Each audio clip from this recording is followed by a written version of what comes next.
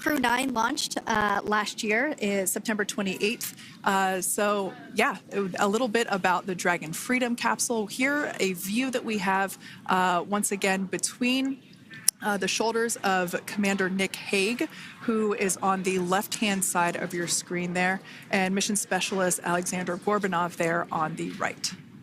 That's right, Kate. And the next major milestone that we're looking ahead towards this afternoon is claw separation.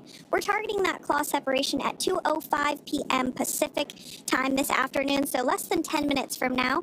Continuing to get some views inside Dragon Freedom. To the far left there is NASA astronaut Butch Wilmore, and as you can see, the crew is suited up in their spacesuits.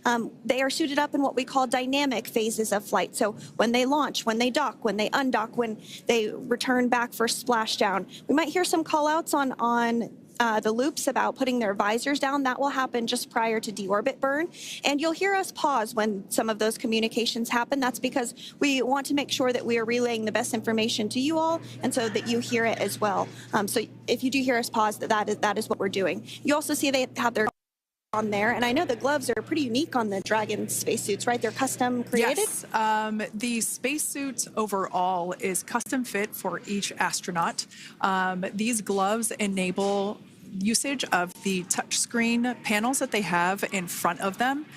We can't see it from this view, but that view we saw earlier between Aleksandr Gorbunov and Nick Hague, that is a touchscreen. It allows the crew to monitor everything that Dragon is doing, along with those tablets that they have there on their legs. So yeah, the spacesuit itself is intended to act as a mini spaceship, if you will, as once the visors are closed, it is able to maintain a pressure in the unlikely event of a depressurization event for Dragon. So there we can see those screens I was talking about. So there in the center, we've got the location tracker, as well as on the left-hand side, it's mapping out the operations that Dragon is executing. The crew has to remain well informed of all these things that Dragon is doing autonomously. That basically means that Dragon is flying itself. The crew has the ability to gain control of the capsule if necessary, but the capsule is essentially going to bring itself home.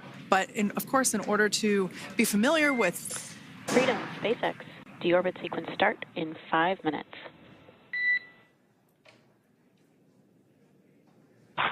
Freedom capsule.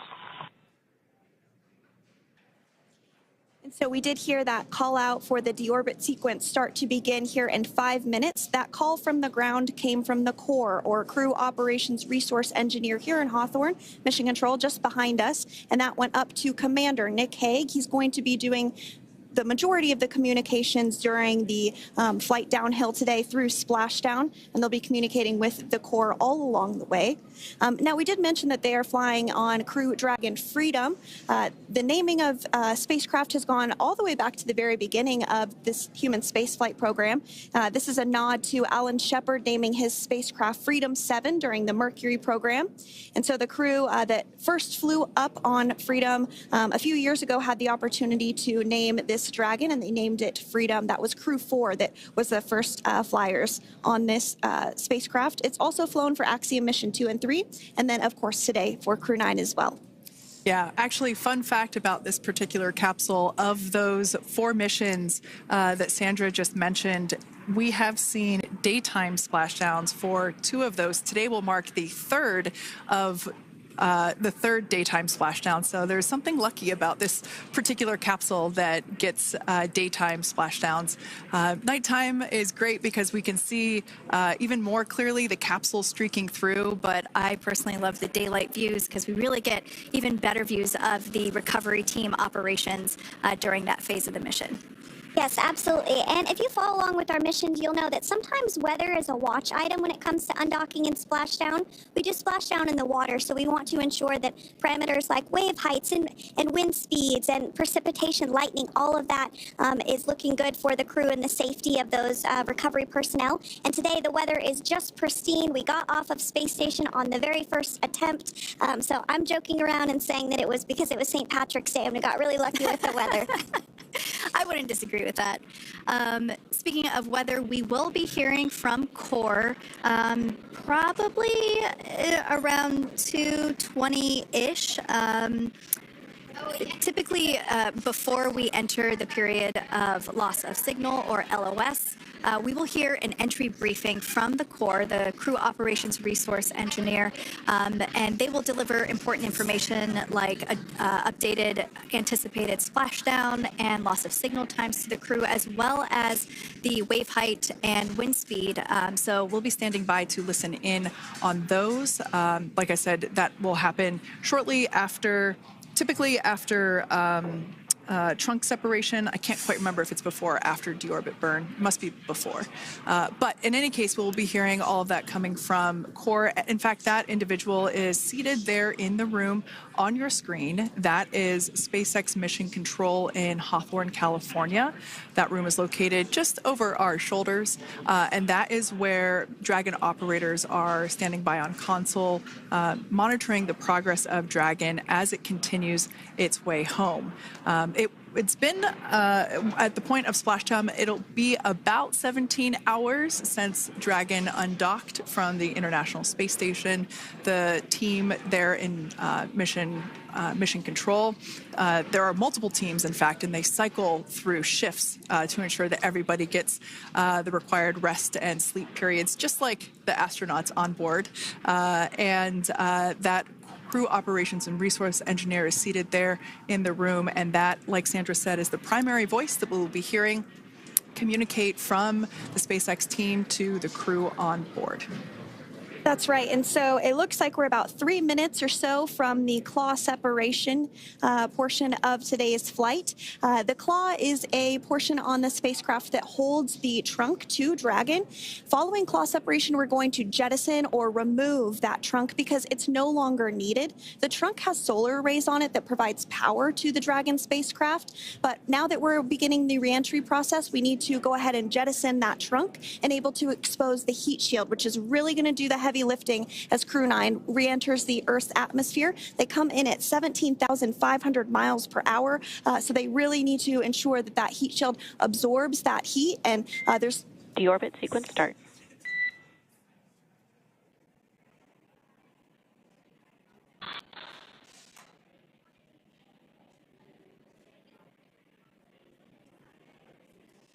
And so we did just get communications there that the deorbit sequence start has begun.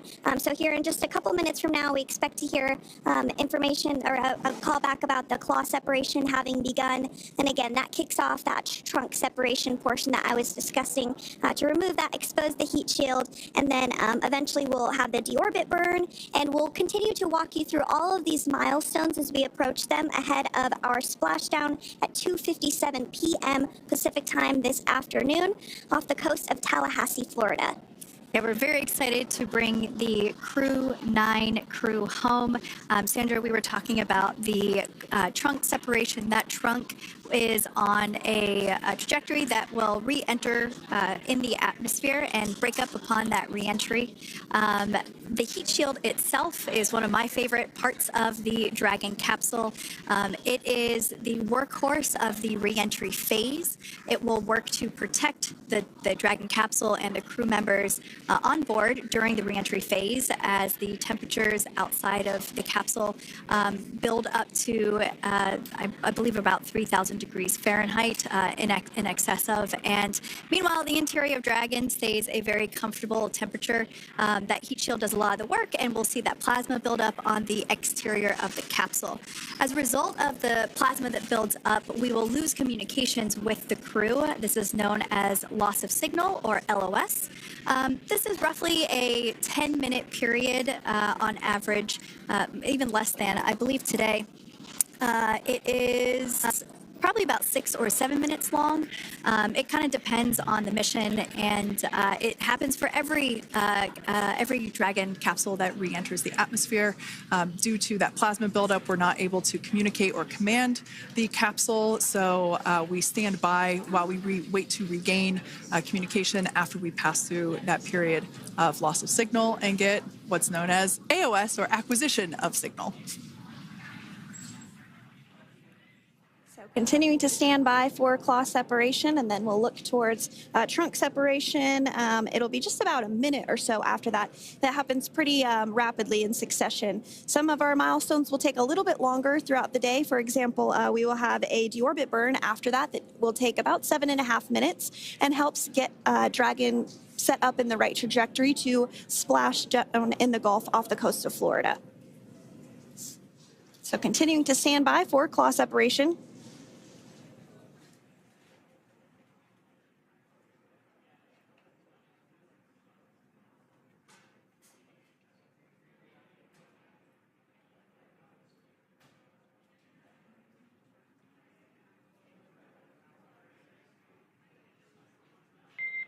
Nominal trunk jettison.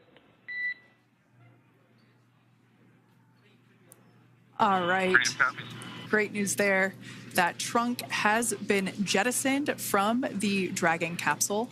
So the claw was separated. That's the mechanism that connects the telemetry and power between the Dragon capsule and the trunk. In order to expose the heat shield underneath Dragon, we had to jettison that trunk, and so we just got confirmation that that has happened. So that is great news. Basically means that telemetry is looking good and that the nitrox system is primed for cabin and suit cooling, and the heat shield, like I said, is now exposed and ready for atmospheric reentry. The trunk served its purpose by gathering energy from the sun through its solar cells and converting that to battery power. Since we separated the trunk, we can't generate any more new power, but we really don't need to since we're coming home and Dragon has enough battery power already stored. Now, up next, the final steps that Dragon will perform prior to reentry: the slew, or the maneuver to deorbit burn attitude, and then the deorbit burn itself. This deorbit burn is the last time that the forward Dracos, which are the 4 thrusters located on top of the spacecraft under the nose cone, it's the last time that they will ignite. The deorbit burn will place Dragon on a precise trajectory to return to the splashdown zone off the coast of Florida, off the coast of Tallahassee, Florida, and that will last about 7.5 minutes once it starts. And so deorbit burn is targeted for 2:11 p.m. Central Time, so about 2 minutes from now. As we mentioned, it's going to last about 7.5 minutes, again, helping to get Dragon into the precise trajectory to ensure that splashdown occurs in the area that was calculated and where the recovery team is already in place, ready to support splashdown operations today. The recovery vessel Megan is the ship that is going to be utilized today, and we also have what is called fast boats that go out first to check the spacecraft and make sure everything is looking good before the recovery vessel Megan approaches. So that whole recovery process takes about an hour, I would say, from the time the crew splashes down to the time they're on the boat and the crew gets out of the capsule. And we'll continue to bring you live coverage through every step of the way today as Crew 9 returns home. Indeed. Now, let's take a little bit of a closer look at Dragon. One of the great things about being close to the space station is that we can use space station cameras to look at Dragon. But now that Dragon is on its way home, we don't have those external cameras. So here's an animation of what the capsule looks like. We've got the pressurized section, the capsule on the top, and the trunk, or the unpressurized section, on the bottom. That's where those solar panels that we manufacture in-house are located, soaking up the energy from the sun and turning it into power for the capsule. At the very top of the capsule is the nose cone. That is where the Dracos, the forward Dracos, are located. That nose cone is currently open, not closed like we saw in that animation. Once we get through the final maneuverings for the re-entry phase, we will close the nose cone capsule just before Dragon begins its atmospheric entry to protect that forward hatch there located along with those forward Dracos. So go ahead. Oh, that's right. I was going to mention that the nose cone does open shortly after launch, and it remains open the entire time that Dragon is docked to the International Space Station. So as an example for this particular spacecraft, Freedom, since September when it docked to the International Space Station, remains open that entire time, and here shortly it will close for the very first time since September. So quick recap of what Dragon has done in recent history here. We basically began preparations for re-entry known as the deorbit sequence. So Dragon released the trunk. As we said before, we separated the claw, we released the trunk.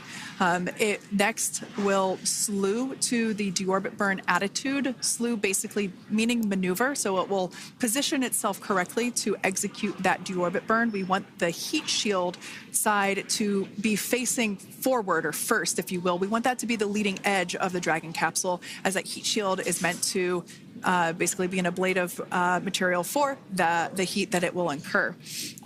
Once we complete that deorbit burn attitude slew, we will initiate the deorbit burn itself. That will last for several minutes, expecting that to be to start here any moment now, actually, and then it will go until about 2:18 p.m. Pacific time, or 5:18 p.m. Eastern time. And I did hear confirmation that deorbit burn is underway. As we mentioned, it's about a 7.5-minute burn. So within the last 10 minutes, Dragon has jettisoned its trunk and initiated the deorbit burn just seconds ago. As mentioned earlier, for those operations, NASA and SpaceX closely coordinate with the United States Coast Guard to establish a safety zone to ensure public safety and for the safety of those involved in the recovery operations, as well as the crew on board the returning spacecraft. Multiple notices are issued to the mariners in advance of and during recovery operations, and Coast Guard patrol boats are deployed to discourage boaters from entering the spacecraft, the splashdown zones. So we do want to stress to the public the need to respect this safety zone. Recovering a spacecraft from the water is a hazardous operation, and any other boats interfering increases the risk to not only the astronauts in Dragon, but the teams working to recover them from the water and the safety of those that may come too close. So for the safety of the crew, which you see there on your screen, your safety, we recommend you sit back and watch as we'll continue to bring you the best possible views of our astronauts' homecoming. Yeah, as I mentioned earlier, this deorbit burn is the last time that we will utilize our 4 forward Draco thrusters. Forward basically meaning at the top of the Dragon capsule. Dragon Freedom has not yet entered the Earth's atmosphere. This deorbit burn is what will line the vehicle up and put it on its final trajectory to the landing site right off the coast of Tallahassee, Florida. So basically, it is the last burn that the Dragon spacecraft executes and is what really locks it in for that precise landing. As you can see on your screen right now, Nick, Suni, Butch, and Alexander are using their screens to keep tabs on the burn duration, the Draco firings, and trajectory details such as entry angle, spacecraft perigee, and how much distance remains until deorbit burn termination. As I mentioned earlier, Dragon is flying itself. So all the crew has to do is stay strapped into their seats and keep tabs on things. Although I must say, if I had one of those window seats, it would be pretty difficult to restrain myself. Now, with Nick, Suni, Butch, and Alexander ready to deorbit and splash down back on Earth, they will be heading to one of 8 targeted sites supported by SpaceX and NASA. All of these sites are located off the coast of Florida, either in the Gulf of America or the Atlantic Ocean. Spreading the supported sites across multiple locations helps maximize the return opportunities for this mission and future crews, lowering the chance that we'll have to wave off due to bad weather. For those of you following along, you'll know that today's splashdown marks our final Dragon recovery on the East Coast. After 6 great years of successful recovery operations off the East Coast, we'll be moving all Dragon recovery operations back to the West Coast. And as always, NASA and SpaceX jointly select our splashdown location. And for today, the prime recovery site is off the coast of Tallahassee, Florida. The selection process works with a lot of different variables, including the space station's orbital trajectory or path that it follows, what landing sites are available and have favorable weather, how much free flight capability Dragon has for the trip home, and the sleep schedules for the returning crew members, as well as, of course, the big one, the weather. We'll start with calculating daily return options based off of the space station's current orbit and Dragon's capabilities to maneuver and line up for re-entry. The time from undock to landing at the primary site can vary from less than 6 hours to more than 39. Getting home the quickest comes with some obvious benefits, but we always have to make sure the crew is properly rested for dynamic operations, preventing us from scheduling 20-plus hour days for them, of course. Trajectory and ballistic experts provide the daily opportunities that would line up Dragon with the 7 landing zones and split them into what we call ascending and descending opportunities. Dragon uses its Draco thrusters after leaving station to execute a series of altitude-lowering maneuvers and to line up with the selected primary site. It can also change to different alternative sites while in a free flight if sudden weather moves in that we may need to avoid. So, as we mentioned, weather is something we're constantly looking at, making the final call to proceed about 2.5 hours before the crew undocks. So for the Crew 9 return, we looked at a number of weather items. Some of the obvious ones are no rain or a chance of lightning in the recovery zone, both for the safety of the crew inside Dragon and the recovery teams in the water. And we're also looking for wind speeds to be less than 15 feet per second or about 10 miles per hour, and relatively calm seas so that we can safely execute recovery operations, which includes landing a helicopter on the recovery ship to fly Nick, Suni, Butch, and Alexander back to Florida. Once Dragon began flying today, we had a number of additional checkpoints to either proceed towards the primary site, head to the alternate, or select a new zone based on real-time weather data. These checks happened all the way up until we were in the final hours before the deorbit burn, which has just about a minute or so left in it. And this is the last burn in the trip home that commits Dragon to re-entering the Earth's atmosphere. Now, we are currently waiting to conclude the deorbit burn. We've got less than a minute until that finishes. We will expect to hear a call out for nominal burn, which will confirm completion of that deorbit burn for Dragon Freedom. We can see images there from the touchscreen display panels that the crew utilizes in flight. We can see the visualization of exactly which one of the 4 forward Draco thrusters are firing. That's why you have kind of like a strobe effect there.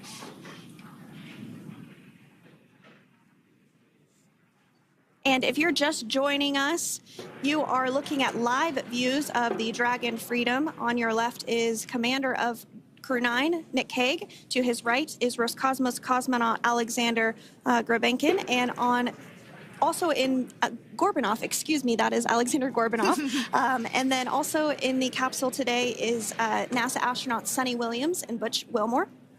We are awaiting confirmation that their deorbit burn is complete, which is the last burn that's going to help set them up on a trajectory to splash down off the coast of Florida. Deorbit burn complete. Performance nominal. Nose cone closure initiated. Freedom copies. All right, excellent news there. We heard the words we were looking for, nominal burn. So that means that that deorbit burn was successful and nominal, meaning as expected. And we're now beginning to close the nose cone in preparation for atmospheric reentry. So in the background, Dragon is currently inhibiting those forward bulkhead Draco thrusters that we just used to complete the deorbit burn, ensuring it's safe to latch the nose cone shut for reentry. Also, the vehicle has initiated the nitrox suit purge, which will help keep Nick, Suni, Butch, and Alexander cool and comfortable during reentry, which is coming up in about 20 minutes from now. At this point, the nose cone is closing and protecting the forward hatch for reentry, and the crew are using their screens to continue to monitor the locking of the nose cone, which is done by a set of hooks. And as we mentioned earlier, that nose cone has remained open since September, so this is the first time it's closing in a few months. Yeah, that's absolutely right. Now, we will be expecting, as I mentioned before, an entry brief from SpaceX Core. Again, that's the crew operations resource engineer who is seated in that room that you see there on your screen. That entry brief will provide updated times for anticipated splashdown as well as the loss of signal or period of LOS. And that briefing will also give us information such as wind speed and wave height at the expected splashdown location.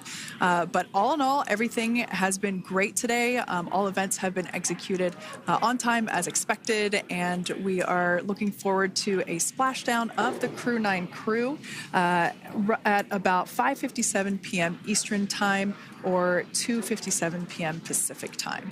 Between now and then, things are going to start moving quite quickly. In fact, if anything, this will have seemed like the slower part of the reentry phase. We're going to go through, like I said, that period of loss of signal, or LOS. That period is a few minutes long where we are unable to communicate or command the capsule due to the plasma that builds up on the exterior of the capsule. That period, like I said, lasts for a couple minutes. You will start to hear SpaceX core hail the Crew 9 crew a little bit earlier than expected, because we, in the past, have actually regained communications a couple minutes earlier than initially anticipated. So we'll go through that period of loss of signal, that entry period, that specifically when the Dragon spacecraft is re-entering through the atmosphere.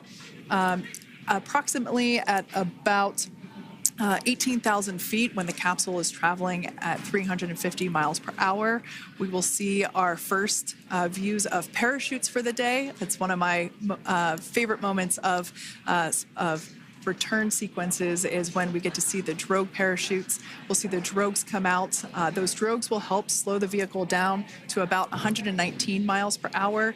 And then that is when the main parachutes will come out from the Dragon spacecraft, and then ultimately end in splashdown. And we are hearing confirmation that the nose cone is closed and everything was nominal or as expected with that closure.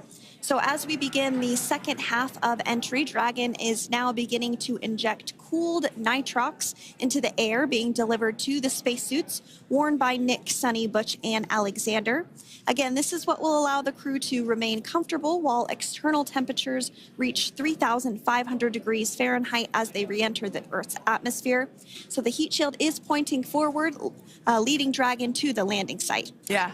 Now, speaking of the heat shield, Dragon's primary heat shield is comprised of PICA 3.0, which stands for Phenolic Impregnated Carbon Ablator.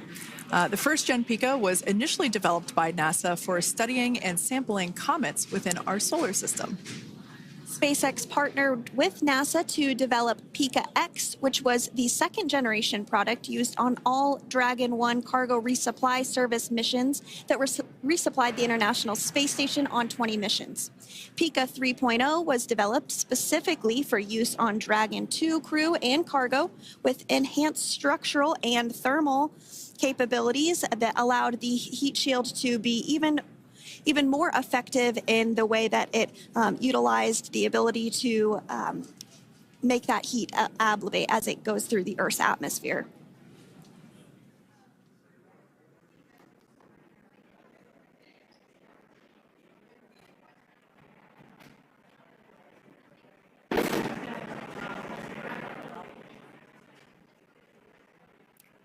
The remainder of Dragon is composed primarily of a SpaceX proprietary ablative material.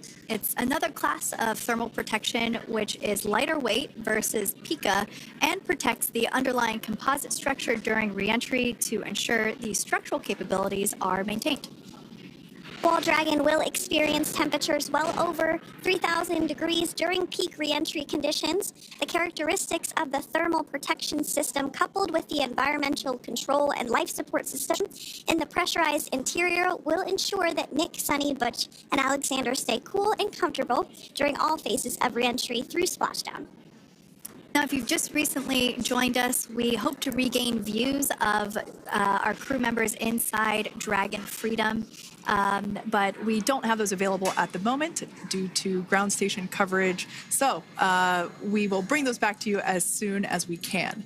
Now, after Dragon Freedom has re-entered the Earth's atmosphere, a series of parachutes will deploy to slow the crew's descent. First will be the 2 drogue parachutes, followed by the 4 main parachutes, and those will guide Dragon to its first contact with Earth since it launched back in September. Dragon will automatically deploy these parachutes when different pressure and positioning sensors on the spacecraft detect that they're at the right speed and altitude. Vehicle velocity at drogue deploy is approximately 350 miles per hour, and they deploy at about 18,000 feet. Now, when the vehicle velocity at main deploy is approximately 119 miles per hour, and they deploy at about 6,500 feet. When Dragon splashes down in the water, the vehicle velocity will be about 16 miles per hour, so you can really see how those parachutes help to slow down the crew inside the capsule. The highest G-load the crew is expected to experience today is about 3 to 5 Gs. Yeah, when you think about really fun roller coasters, they're about in that range. So I'm sure that our crew on board will be well equipped to experience those Gs. It's nothing for them. They go through much more intense training. And so we are continuing to make our way through a number of milestones today. We did have trunk separation. Freedom, SpaceX. Nose cone is secure for entry. Freedom copies.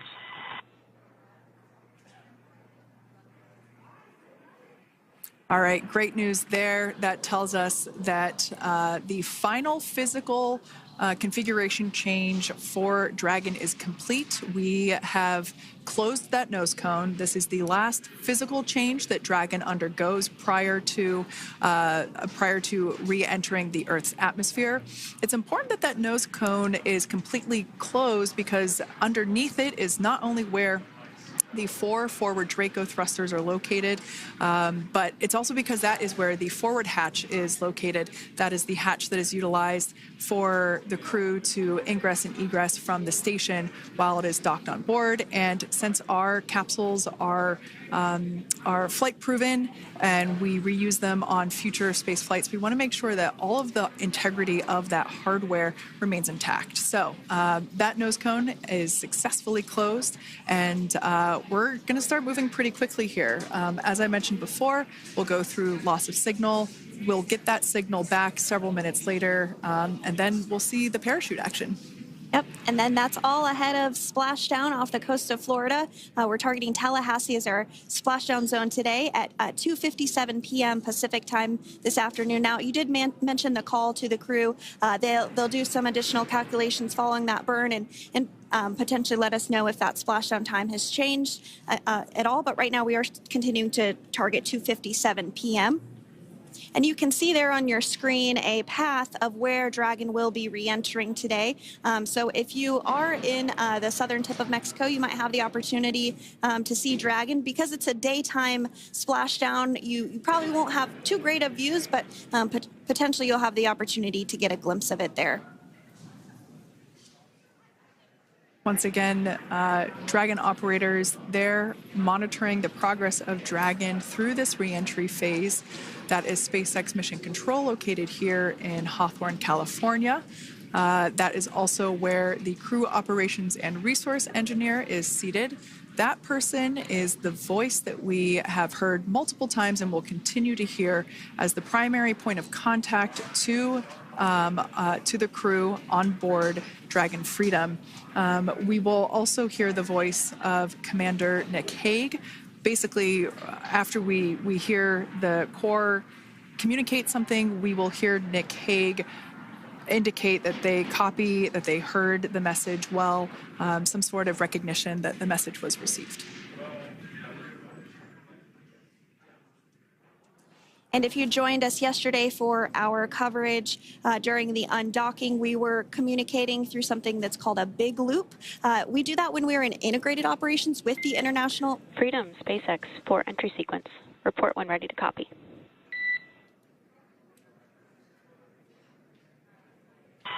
Ready to copy.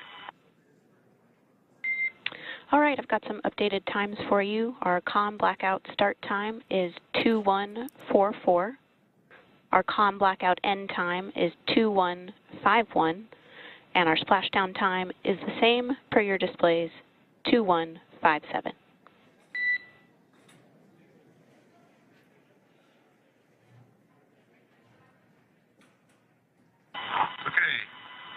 understand. Com blackout start 2144, stop 2151, splashdown per display. That's a good readback.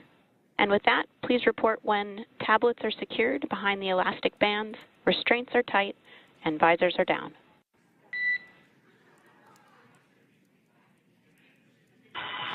And copy, Wilco.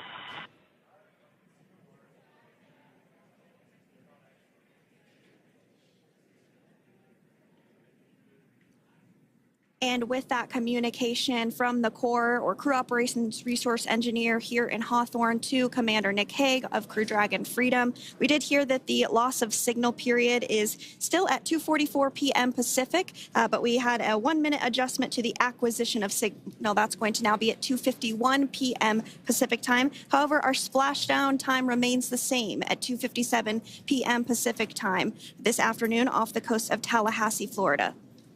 So all good news there as Dragon continues to make its way home with the Crew 9 crew. As we've mentioned before, we are splashing down on the Gulf Coast. We have ability to splash down on either side of Florida, but the location site just outside of Tallahassee, Florida is the site that was selected today due to best recovery conditions. And as Sandra mentioned before, weather is always a watch item, but everything is looking great for that particular recovery location. So I'm sure once we start getting views from the recovery vessel, I have a feeling it's going to be a pretty beautiful afternoon.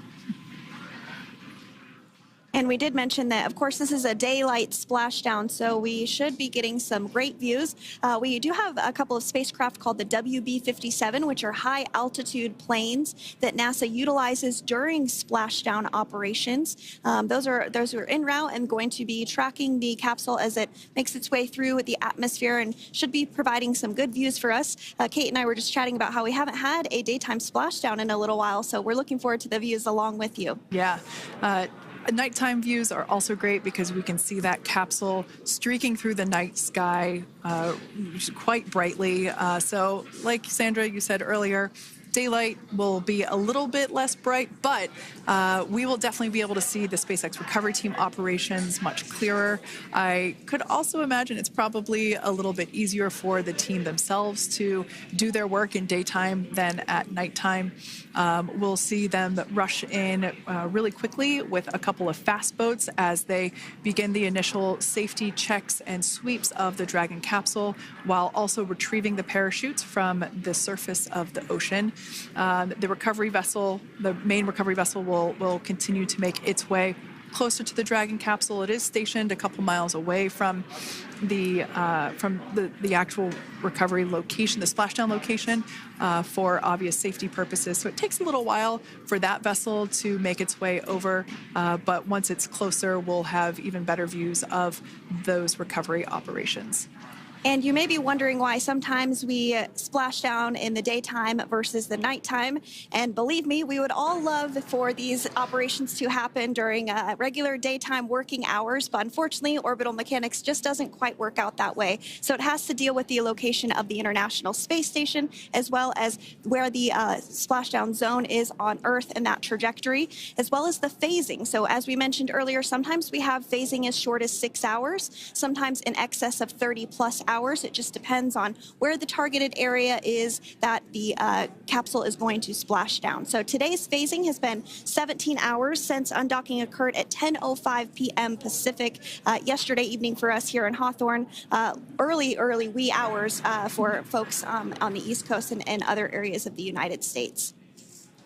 Yeah, but regardless of whether it's daytime or nighttime, the SpaceX recovery team has trained and practiced and rehearsed for it all. So regardless of daylight, they are really efficient with those operations. And but like you said, Sandra, it has been a minute since we have seen a daytime splashdown on a NASA SpaceX crew mission. The last daytime recovery was on Crew 4, which was the debut flight for the capsule flying today, the spacecraft known as Dragon Freedom. And so, yeah, kind of a fun fact there in terms of the timing of that daylight splashdowns. once again standing by for more communication with the crew. The next event that we have coming up is the start of that period known as loss of signal. That is the period still expected at 2:44 p.m. Pacific time. This lasts for several minutes while the capsule is making its way through the Earth's atmosphere. The heat shield located at the bottom of the capsule really doing all the work at that point in time in terms of using the atmosphere to slow the capsule down from its orbital speeds of 17,500 miles per hour. Our tablets are secure, restraints are tightened, visors down. We are configured for entry. Freedom, I copied. Tablets are secured, restraints are tight, and visors down.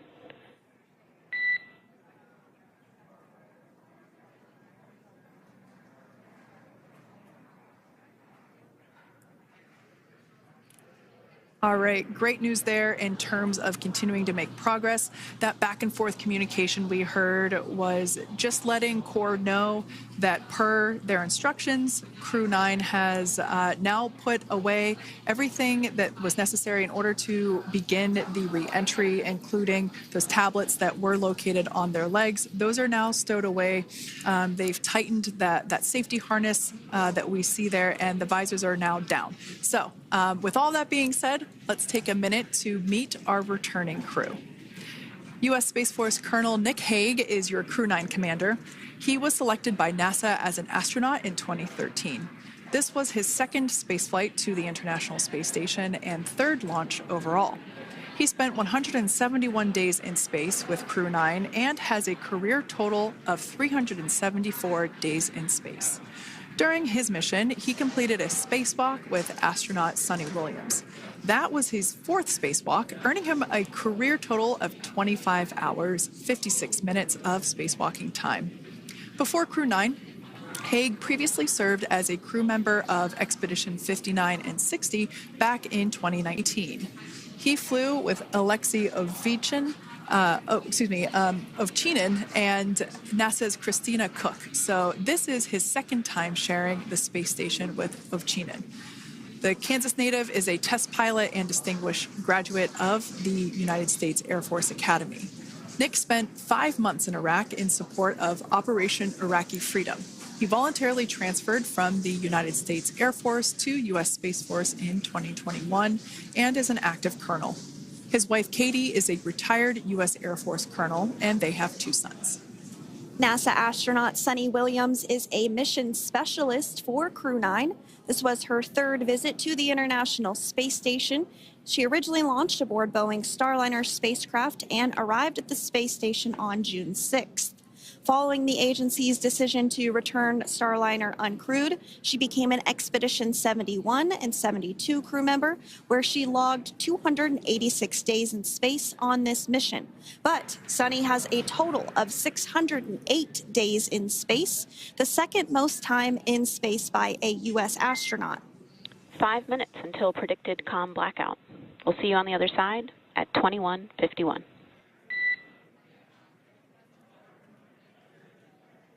21:51. Talk to you soon. And with that call out from the crew operations resource engineer to Commander Nick Hague, letting them know that everything is looking good ahead of the loss of signal period. We will see the crew on the other side of the loss of signal period at 2:51 p.m. Pacific time this afternoon. Continuing on about Suni Williams, who has a total of 608 days in space, the second most time in space by a U.S. astronaut. Former NASA astronaut Peggy Whitson actually ranks first for the U.S. with 675 days in space.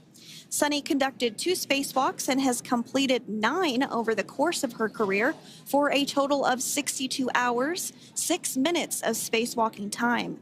She ranks 4th on the list of cumulative time spacewalking by a female astronaut, and she has flown on 4 different spacecraft types, including the Space Shuttle, Soyuz, Starliner, and now Dragon. Previously, she served on Expedition 14 and 15 in 2006 and 2007, and again with Expedition 32 and 33 in 2012. She's a retired U.S. Navy captain and is a proud graduate of the U.S. Naval Academy and was the first astronaut to run a marathon in space.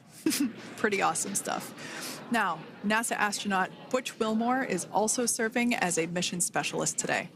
This is his third space flight and, just like Suni, logged 286 days in space. He conducted one spacewalk and completed 5 over the course of his career, earning him a total spacewalking time of 21 hours and 2 minutes. He's flown on 4 different spacecraft types throughout his career: the Space Shuttle, Soyuz, Starliner, and now Dragon. Previously, the Mount Juliet, Tennessee native served on STS-129 in 2009 and Expedition 41 and 42 from 2014 to 2015. Wilmore is also a retired captain in the U.S. Navy. Next up is Aleksandr Gorbunov, who is the third mission specialist serving on today's mission. Crew 9 was his first space flight to the space station, earning him a total of 171 days in space over the course of his career. Gorbunov, along with Nick Hague, saw the arrival of 4 visiting vehicles and saw the departure of 4 as well. The duo orbited the Earth more than 2,700 times since September. Before his cosmonaut selection in 2018, Gorbunov worked as an engineer for a rocket space corporation and helped support cargo spacecraft launches from the Baikonur Cosmodrome in Kazakhstan.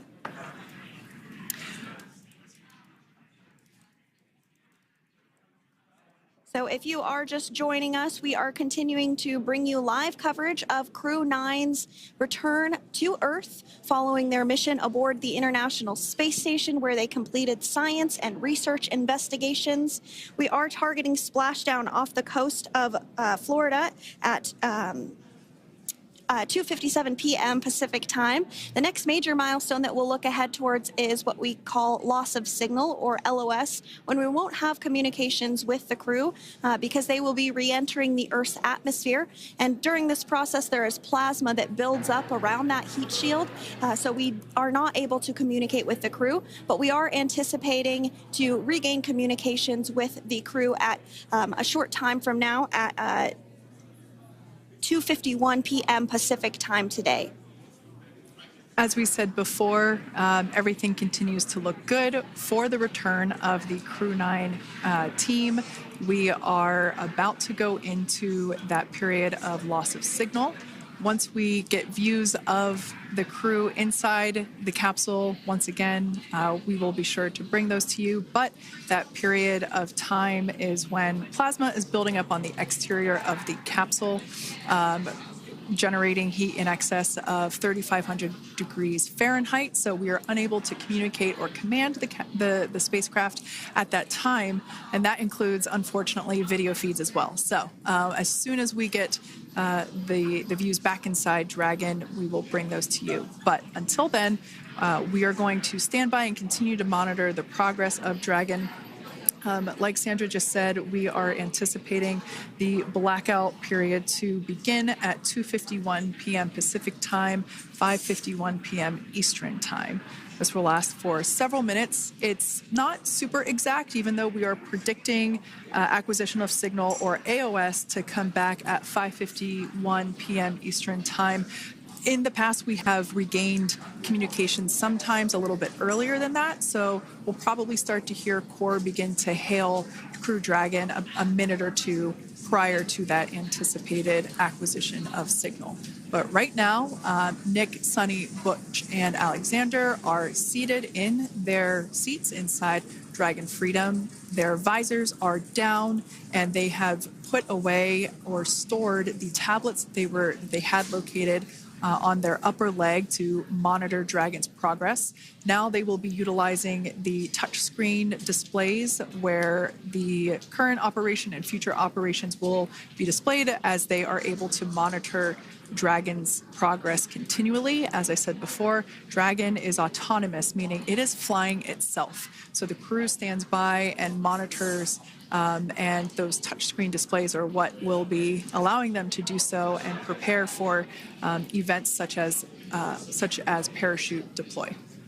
And while on board the International Space Station, Nick, Suni, Butch, and Alexander contributed to over 900 hours of science and research investigations, which is really the key purpose of the International Space Station. Now, the International Space Station is celebrating a major milestone this year where they will be celebrating 25 years of continuous human presence in November. So if you're younger than 25 years, you've never known a day where there hasn't been a human living and working aboard the International Space Station, contributing to key science and research investigations that impact our lives here on Earth. There's research being done on Parkinson's, on osteoporosis, on cancer research, and a variety of other studies. Additionally, the microgravity laboratory provides a jumping off point for us as we venture back to the moon and onto Mars through longer duration space flights. One such example that the crew worked on during this mission was an alternative exercise device. In microgravity, the crew has to exercise for about 2 hours a day because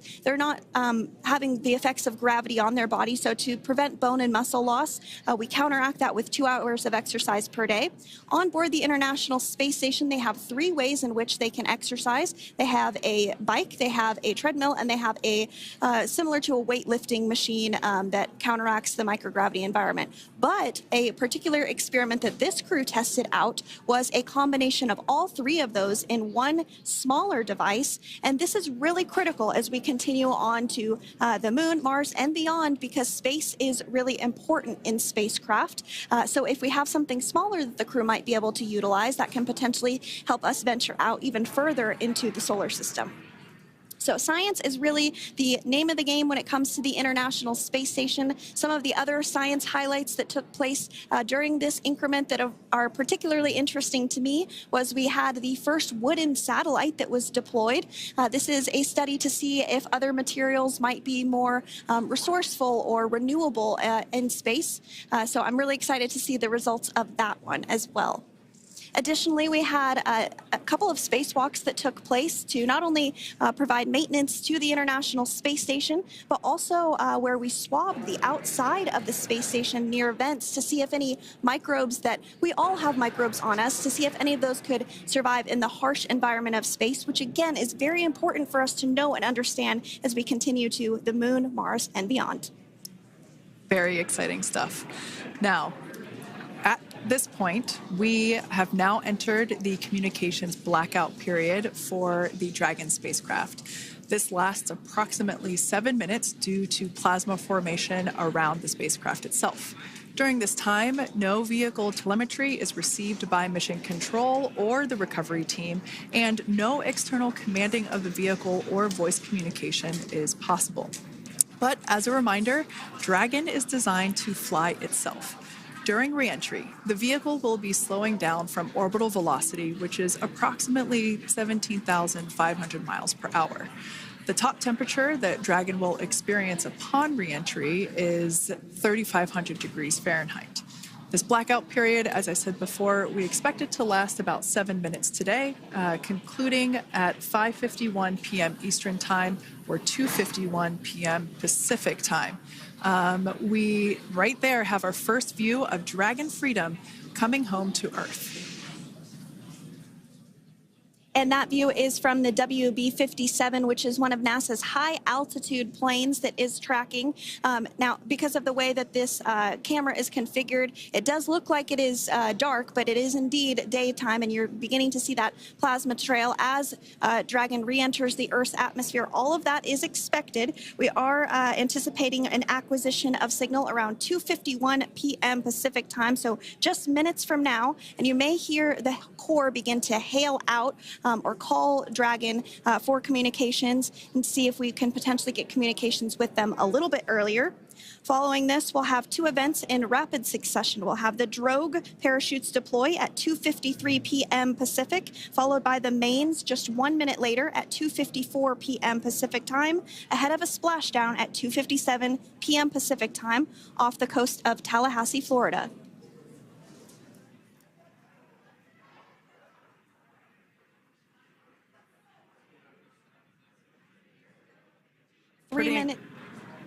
Pretty incredible views of the Dragon spacecraft making its way home back to planet Earth with the Crew 9 astronauts on board. Once again, this view is coming from the WB-57 plane. That heat shield we can see doing magnificent work as it works to... Freedom, SpaceX, comm check.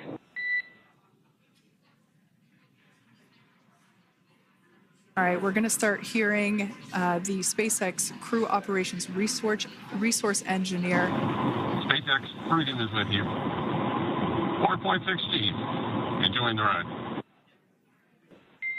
Copy that, Freedom. Great news there from Commander Nick Hague reporting back. We see a healthy flight computer. Expect automated chute deployment.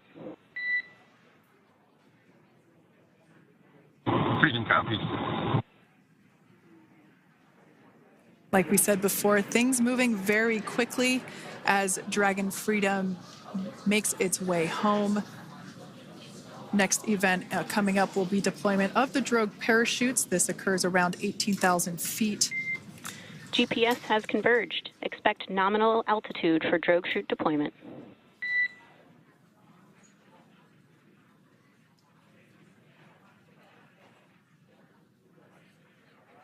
We're about 2 minutes away from deployment of those drogue parachutes. Now the heat shield is continuing to work to slow the vehicle down. That entry period, the Dragon spacecraft went from orbital velocity about 17,500 miles per hour down to about 350 miles per hour. So it really gives you a sense of why that plasma builds up on the exterior of the capsule, thanks to the heat shield and the work that it does. Those drogue parachutes will slow it down from 350 to about 119 miles per hour. We can see 15 kilometers. Brace for drogue window. We can see seat rotation happening inside the capsule. Great to get those first views of our crew members. Once again, the capsules are going about 350 miles per hour when the drogues are deployed. Those drogue parachutes that we manufacture here in-house are going to slow the spacecraft down to 119 miles per hour. And that is when we will see the main parachutes deploy, and that occurs about 6,000 feet above the ocean's surface.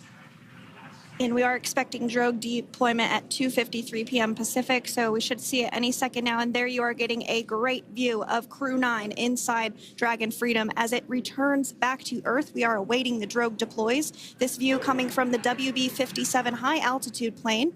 And there you see it on your screen, drogue deployment. Drogue descent rate nominal. You can hear the crowd here. Visual on 2 healthy drogues. Crowd here very excited as Dragon Freedom continues to make its way back to planet Earth.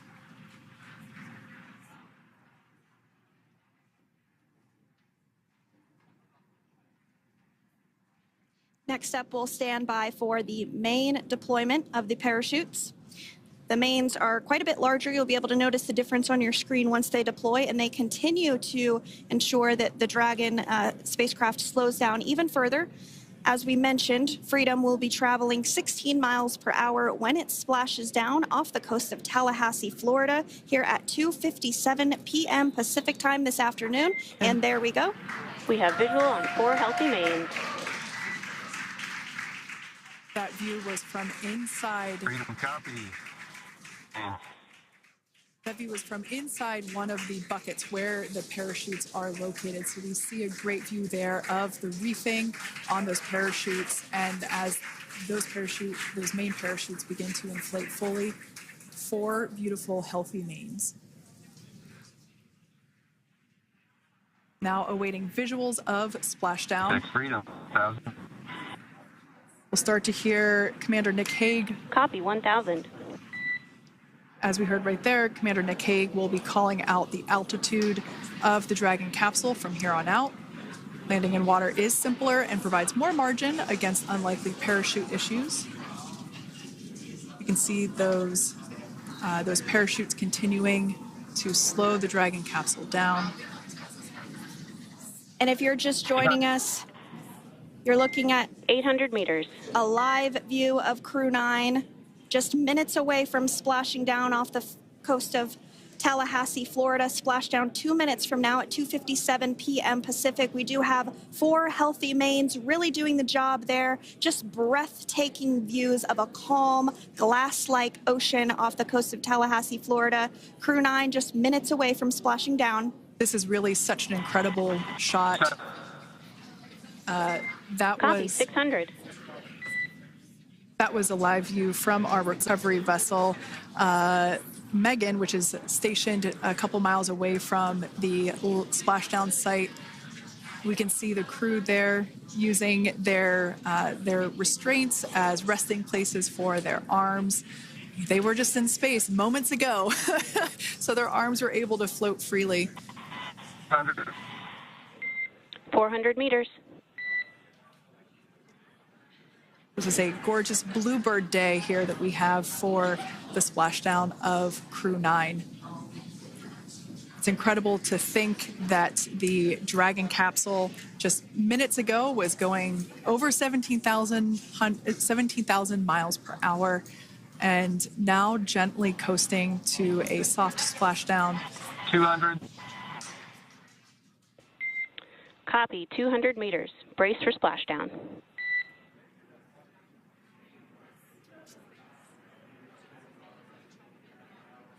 As you can see there on your screen, continuing to monitor progress of the Dragon spacecraft.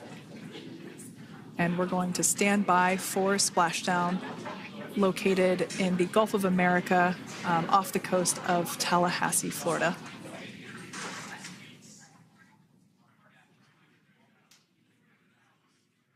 And splashdown. Crew 9 back on Earth.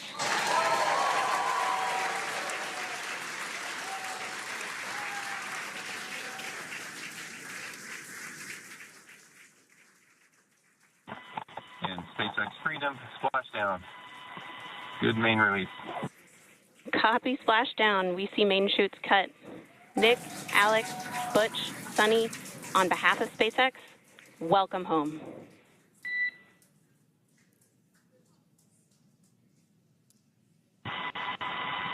It is an amazing, what a ride. I see a capsule full of grins ear to ear.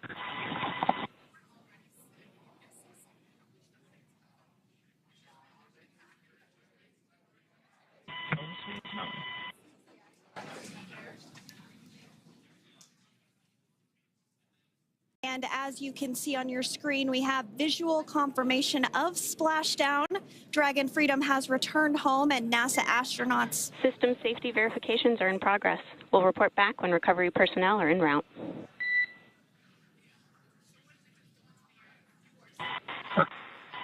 Understand, and we're in section 2, 4.800 landing response. And looking for your words on if it is necessary.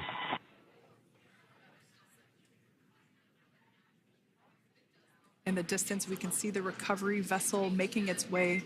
Copy, you're in section 2 for the environmental assessment in 4.800. That is not necessary today. Understand. Raise and advise.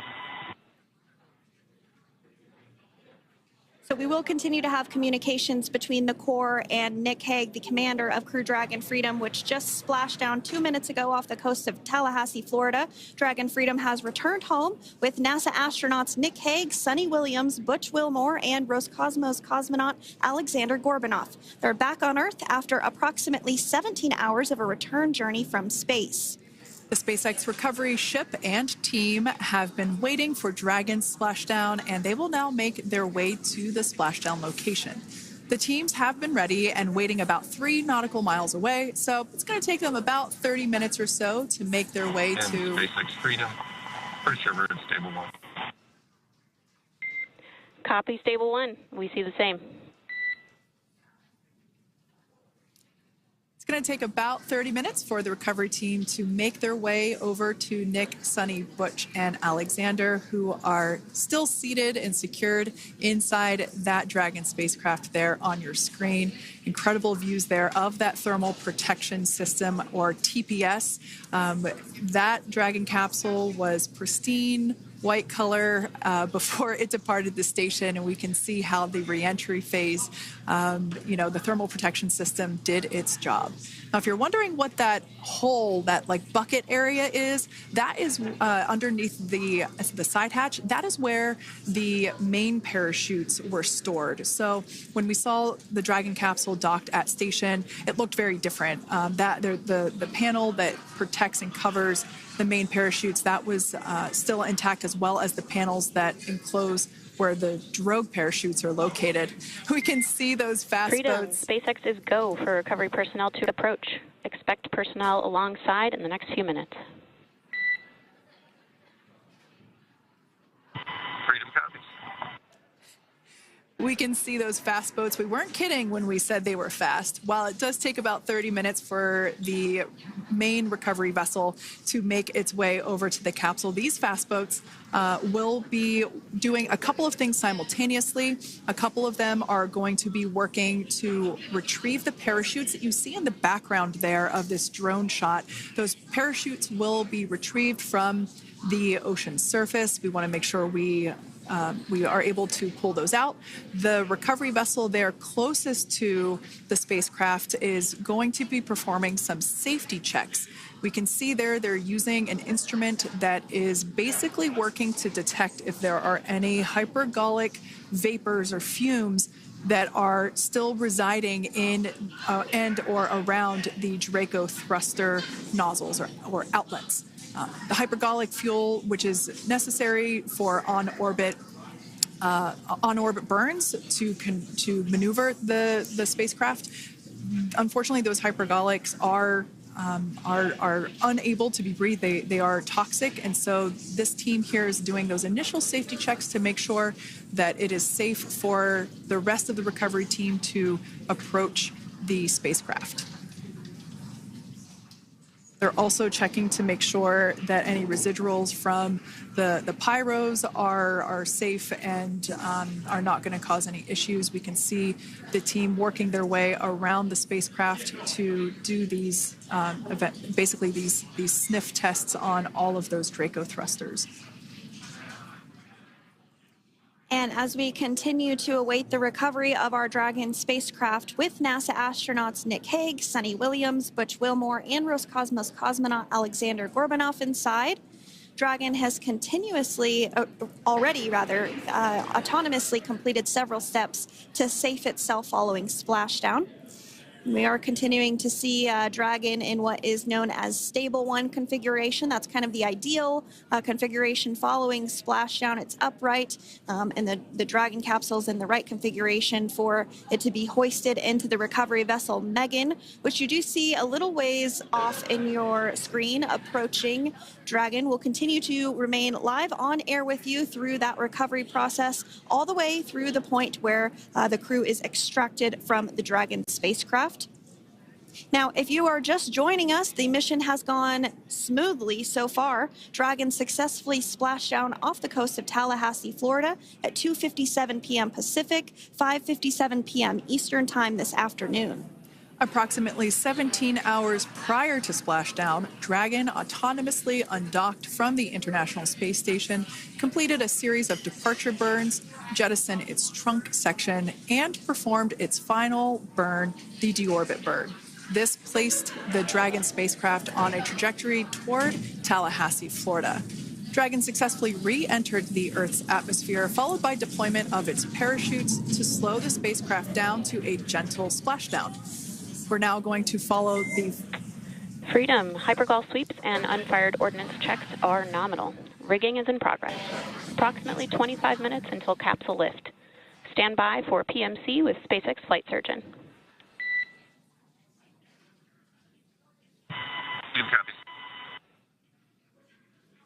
And so what we did just hear there was communications that those hypergol checks were complete. They didn't find any of that upon those checks, so we'll continue to move through the timeline.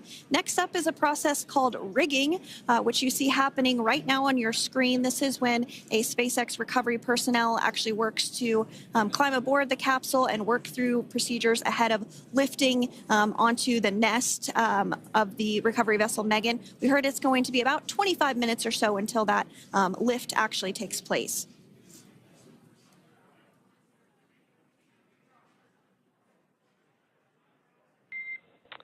Okay, Freedom, the next call will be from the SpaceX flight surgeon on Dragon to Ground Private. Understand. Thank you. Callouts there indicating that the crew will have the opportunity to do a quick check-in with the SpaceX flight surgeon. This is standard procedure for every Dragon spacecraft when it returns to Earth. It's just an initial check-in, make sure everybody is doing okay. They will also have another check-in with the flight surgeon once they are on board that recovery vessel that you see there in the background. We can now see that SpaceX recovery team member they're on top of the Dragon spacecraft. They are going to be working to install plugs in the Draco thrusters to ensure that none of those, and to ensure that no more hypergolic fumes or vapors come out from the spacecraft. They'll also place harnessing around the spacecraft that are required in order to lift it out of the water. Go ahead, Sandra. Continuing to get some views of the recovery personnel, both the main recovery vessel Megan, as well as some of those fast boats that we've discussed previously. It looks like just a beautiful day there out off the coast of Tallahassee, Florida. Weather was pristine. We were able to get undocked from the International Space Station as expected at 10:05 p.m. Pacific time yesterday evening, and Crew Dragon has since completed steps ahead of its splashdown at 2:57 p.m. Pacific, and we're now stepping through procedures to get Dragon hoisted up onto the Megan recovery vessel and get the crew extracted out of the spacecraft. And you did see some of the parachutes that were near the spacecraft. Upon detection of landing, Dragon automatically releases those main parachutes to prevent wind from pulling the spacecraft. Dragon then automatically safes any pyrotechnics that may still be present on the vehicle and may automatically perform additional minor system reconfigurations. The astronauts will remain seated and in their suits at this point, but the onboard air conditioning keeps things temperature controlled inside the spacecraft so the crew remains comfortable, and the communication systems. Freedom, SpaceX, ComCheck. SpaceX, this is Freedom. Loud and clear. Copy that, Freedom. Have you loud and clear as well, and Dragon to Ground is no longer private. Understand, thank you. As we saw there on the screen, we have a couple of fast boats in the recovery fleet that have quickly moved into the splashdown location. They are being followed by one of the main recovery vessels, which will move into position upwind of the spacecraft. The two fast boats have very specific roles. Excuse me. The first approach is focused on immediate safety inspection, as we saw. They do this for spacecraft integrity and checking for any presence of those hypergolic propellant vapors. And this ensures that it is safe for the recovery vessel to approach Dragon. Once Dragon is cleared for full approach, as we heard is the case today, the team begins rigging the spacecraft for water recovery by the recovery ship. The second fast boat is responsible for parachute recovery and also serves as a redundant boat to the first one that makes the initial approach to the Dragon spacecraft. As we saw a little bit earlier, we were also able to see one of the recovery team members get on a jet ski to help gather up the parachutes that were automatically detached from the Dragon spacecraft upon splashdown. And it will take a little over 10 minutes for the recovery crew to complete their safety checks. Once complete, the team will begin preparing Dragon to be lifted, and as you see, they are preparing for that to take place at this point. As part of the preparation for this lift, one member of the recovery team has climbed on top of the spacecraft already so they can attach Dragon's hoist rings and connect to the lifting lines. It will take us less than an hour to raise Dragon to the recovery boat and remove the crew from the spacecraft. After medical checkouts, the crew will return to land within 4 hours by helicopter. And if no additional medical assistance is needed, the crew will board a waiting NASA plane and depart for Houston.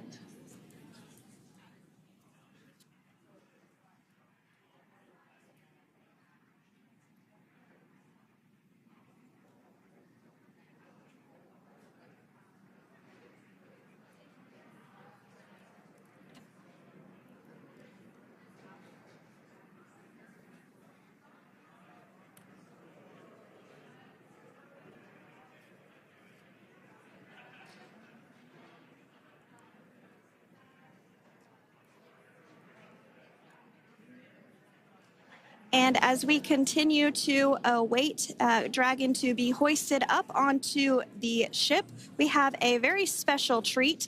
NASA Public Affairs Officer Jaden Jennings, who is actually on the recovery vessel and had a bird's eye view of the splashdown today. Jaden, how are you? How was the view from the recovery vessel? Hi, Sandra. How do you hear me? I've got you loud and clear, Jaden. It's so great to hear you. Awesome. So splashdown, Sandra, was nothing short of be advised. spectacular. We are transitioning the forward link. Comm will be unavailable for approximately 5 minutes. Freedom comes.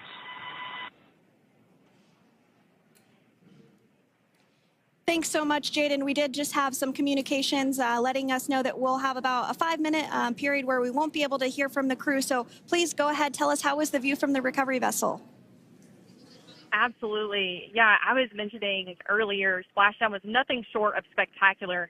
And we were stationed about 1.5 nautical miles away from the splashdown zone and had great visuals here on the recovery vessel Megan. We actually saw a little of the smoke trail as the spacecraft was coming in, and then moments later we spotted those drogue chutes, and this was quickly followed by 4 healthy white and orange main parachutes. We then tracked Dragon all the way down as it slowly propelled into the ocean. And I think I speak for all of us on the ship when I say a new core memory was made today, and we are looking forward to having Crew 9 on board with us a little later. Jaden, that is amazing. Now, obviously, we are watching it here on camera, and the landing conditions look pretty good, but how was it from your perspective? What is the sea state out there? Absolutely. Absolutely. So we've had optimal conditions for splashdown, and today it is sunny and 63 degrees outside right now with clear skies, light winds, and calm seas. The sea looks absolutely beautiful right now, and light blue with the sun reflecting from it. And Kay, I think the crew's going to like what they feel weather-wise on this picture-perfect day for splashdown off the coast of Tallahassee. Thanks so much, Jaden. It certainly looks like a beautiful day. Can you tell us a little bit about the journey of the recovery forces to get to this point? Sure. So one unique aspect of this recovery was the onboard training on station conducted for Butch and Suni to ensure they were ready to return on a Dragon spacecraft. That training covered all aspects of their return, including nominal and contingency departures, deorbit burns, splashdown, and post-landing ops, which is what this team is preparing for now. As for the recovery teams themselves, we started the day taking a series of helicopters out to the vessel. And as standard, the recovery director and crew support teams were on that first helicopter out and took the time to get everything prepared on the ship. About 2 hours before splashdown, they deployed those fast boats and jet skis into the water. I was actually on the second helicopter out, and we were on the vessel about an hour and a half before splashdown and landed on top of the helicopter pad on the Megan. And the teams have been working diligently across their respective disciplines this week, executing what can only be described, in my point of view, as a logistical masterpiece, just ensuring every detail has been in place for Crew 9's return. That is such great news. I'm so glad that you're able there to experience it in person. Now, can you tell us a little bit about what's next to retrieve the crew for the recovery personnel on board? Yeah, Kate. So coming up next, Dragon will be hoisted into the on-deck translation system, or the nest, at the aft end of the ship, and then will be translated pretty quickly towards that egress platform.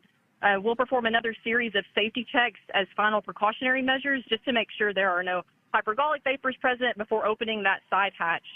And then once that side hatch of the spacecraft is open, the crew will be assisted out of the capsule one by one from NASA and SpaceX. Freedom, SpaceX, ComCheck. Freedom's got you loud and clear. Thanks, Nick. I've got you loud and clear as well. We have completed our forward link transition. Copy.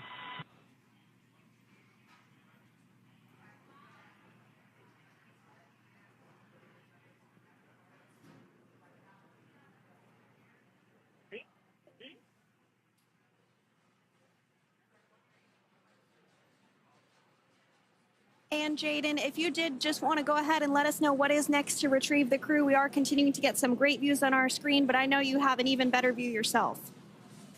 Oh, yeah, Sandra, this view is absolutely unbeatable. So just to kind of finish off what I was saying is once that side hatch of the spacecraft is open, that crew will be assisted out of the capsule one by one from NASA and SpaceX medical personnel, where they will then head to the med bay. And after those medical checks, they will get on that first helicopter out and arrive at the airport, where they will then board a NASA plane and then head back to Houston, Texas at the Johnson Space Center to begin their post-flight period. And we're eager to see the Crew 9 astronauts back on Earth, and we'll keep you updated on every moment of this process. And with that, I'll toss it back over to you guys at Hawthorne. Thank you so much. That was Jaden Jennings, NASA Public Affairs Officer, who watched Freedom splash down firsthand from the recovery vessel Megan. Thanks so much, Jaden. So we are continuing to get these great views on our screen here of Freedom. As we mentioned, it splashed down at 2:57 p.m. Pacific time off the coast of Tallahassee, Florida. The recovery personnel are continuing to step through procedures to hoist Dragon onto the recovery vessel Megan there, which is now coming into view. You can see just how close Megan is at this point, and that's that helicopter pad that Jaden was just discussing, where the crew will fly off of onto the coast of Florida, and then eventually they'll fly back to Houston. Just underneath that helicopter pad is that translation deck where we will see the nest once it is loaded up with the Dragon spacecraft on board. The nest will be translated to the forward end of the recovery vessel, and that is where our Crew 9 team members will egress from the Dragon spacecraft. Now, here on your screen, we can see dolphins, actually, who want to come and play with Dragon. Now, one of the fast boats there in place, working to assist the recovery team member. It's incredible. I just love these views. We really see them even better in daytime, but just seeing the recovery team work in tandem to step through each step, to step through each operation. Obviously they're getting quick assists from the honorary part of the recovery team, those dolphins in the water there. Now, the recovery team member that is crawling around the Dragon spacecraft. Earlier we saw a view where it was like a spider monkey pose. We can see that individual now standing in the bucket where the main parachutes were stored while Dragon was on orbit. Obviously, those main parachutes were utilized for splashdown today. They were deployed and cut from the Dragon capsule, and one of the other fast boats of the recovery team working to pull those out of the water. Now, the recovery team member that is there working on top of the Dragon capsule, earlier we saw that person performing safety checks. Now we can see some harnessing being placed around the capsule. This harnessing is what will be used to lift the Dragon capsule out of the water and onto the recovery vessel. Wow, we got a cute little pod of dolphins. It wasn't just one or two.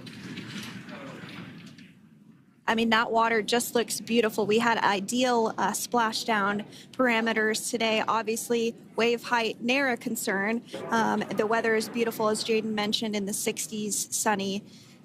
Looking forward to seeing Crew 9 exit the capsule here shortly once they get hoisted onto the recovery vessel Megan. We can see that recovery vessel slowly but surely closing the distance there between, oh, dolphin cam back again. We can see that the Dragon capsule and the recovery vessel, that distance is closing.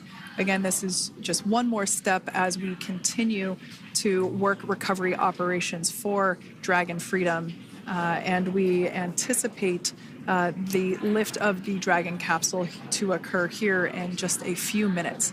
Now, once all of the rigging is on the capsule and it's hooked up to the recovery vessel, we will see the hydraulic arm, which is that kind of like bridge-like structure there at the aft end of the recovery vessel. We'll see that articulate backwards, and that's a good sign that we're getting even closer to pulling the capsule out of the water. It will then move forward, and the capsule will be placed inside of what you can see there is basically a basket. We call it the nest, Dragon nest, where that's where the capsule will be placed in order for it to be translated to the forward end of the vessel and for the astronauts to egress. And before that does take place, we'll have potentially views of the rigger go ahead and jump off of the spacecraft there. That typically occurs when the spacecraft is a little bit closer to the recovery vessel, and we usually get a really good view of that particular operation from one of the onboard cameras from the recovery vessel. That is an operation that I have a lot of respect and admiration for, that individual that does that.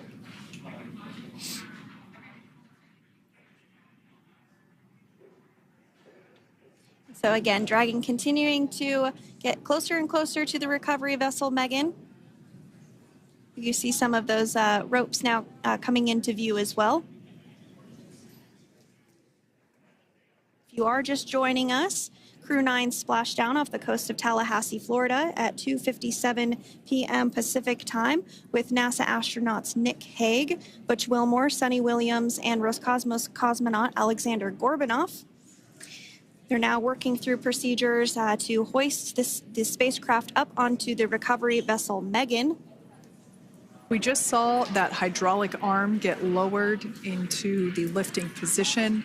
That arm will be the mechanism that is utilized to lift Dragon up and out of the water and into the nest located there at the aft end of the recovery vessel.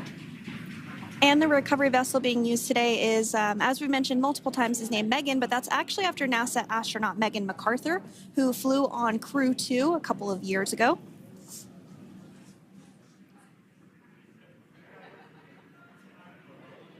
We're getting some views now from actually inside the boat. Yeah, you're exactly right. This view is straight down the recovery vessel. That platform that was closest to the camera, that is the egress platform. Freedom, rigging is almost complete. Approximately 5 minutes until capsule lift. Great news there from SpaceX Core. So about 5 minutes left until we see Dragon Freedom get lifted out of the water. That hydraulic arm, as I said before, is the mechanism that will lift it. It's quite swift, actually, the whole process of getting the spacecraft. Brace for capsule lift. Bracing. There it goes, Dragon Freedom being lifted out of the water and onto our recovery vessel, Megan.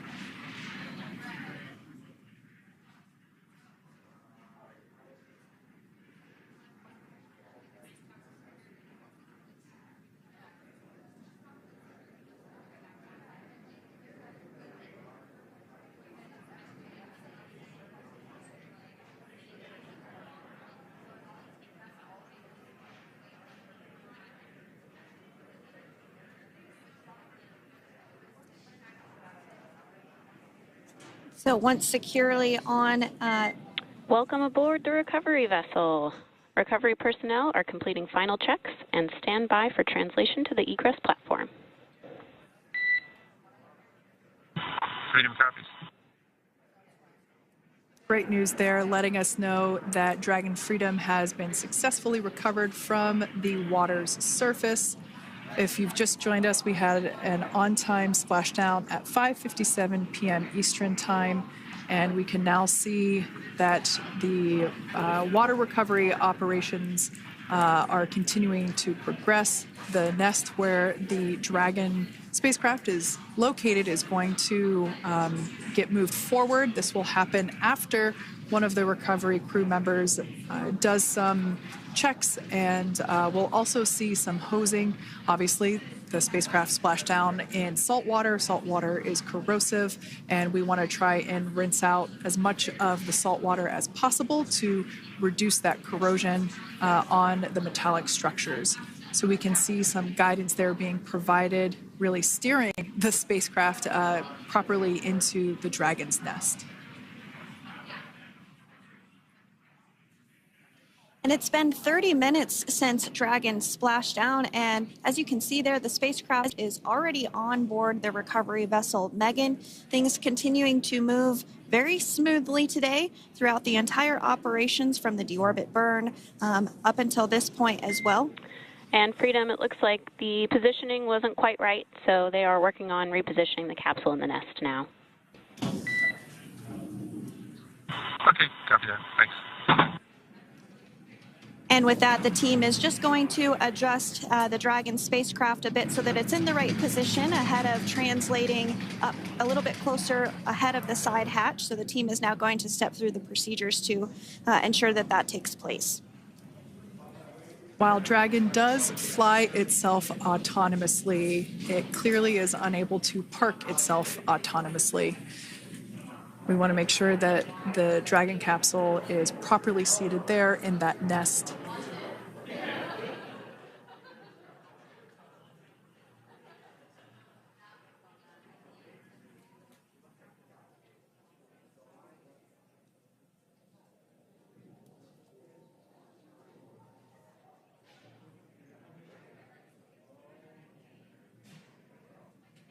Once Dragon is fully seated in the nest, we'll probably see a bunch of that salt water come out from the bucket there located underneath the side hatch.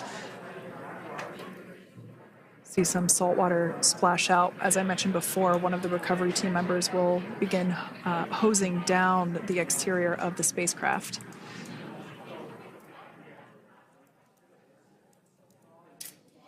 So you are continuing to get some great live views on your screen of Crew 9, which includes NASA astronauts Nick Hague, Suni Williams, Butch Wilmore, and Roscosmos cosmonaut Aleksandr Gorbunov, who splashed down off the coast of Tallahassee, Florida, 2:57 p.m. Pacific time this afternoon.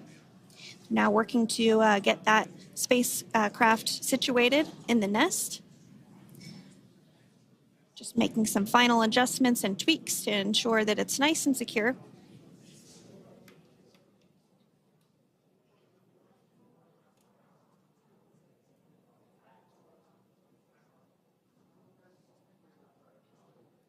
Once the spacecraft is seated and secured and oriented correctly in the nest, Dragon will be moved into the hangar located underneath that helipad that we saw earlier from the aerial views during recovery. All right, Freedom, looks like you are settled into the nest now. Team is working through hypergol sweeps. Copy all.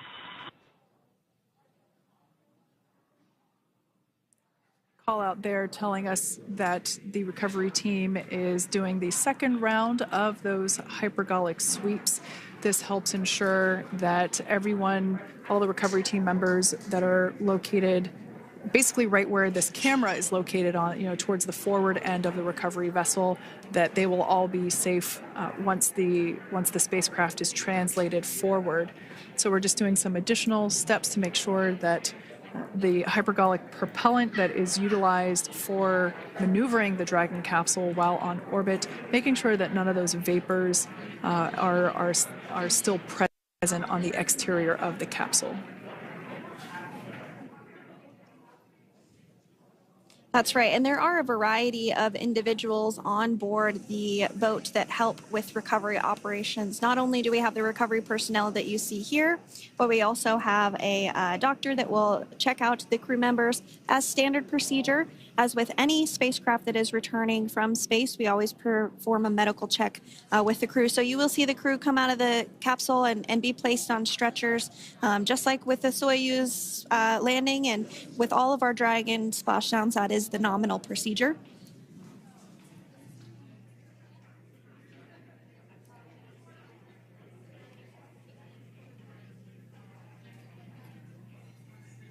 We'll stand by to see Dragon Freedom translate or scooch up a little bit closer to the camera angle that we're seeing right here.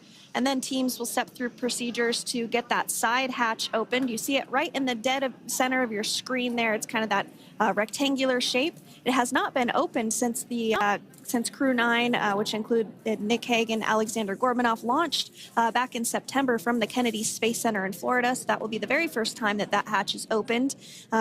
Once docked to the International Space Station, crew enter through the top hatch, which was where the nose cone is now closed. That's the hatch that they actually utilize to go ahead and get inside the International Space Station.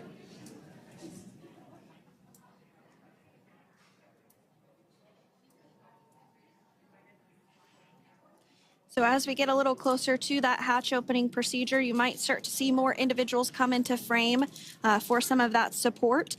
The ship has a maximum capacity of a little over 40 people on board, and it takes a variety of different roles, as we've discussed, to support.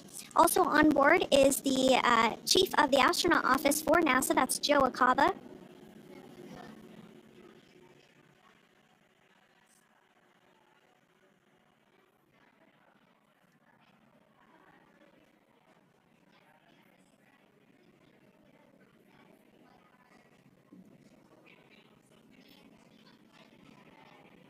Now, while we are standing by for translation of the Dragon spacecraft to the platform there, the recovery platform that we see in the foreground, it is important to note that Nick, Suni, Butch, and Alexander will be getting assistance from the recovery teams while exiting the spacecraft. This is the same process for any returning long-duration crew members.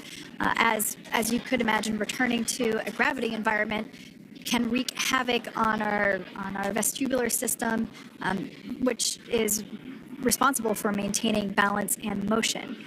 Of course, safety is our #1 priority with this operation, so we'll see the crew members helped out of the spacecraft one by one, and they will be assisted the few feet to the medical quarters aboard the boat.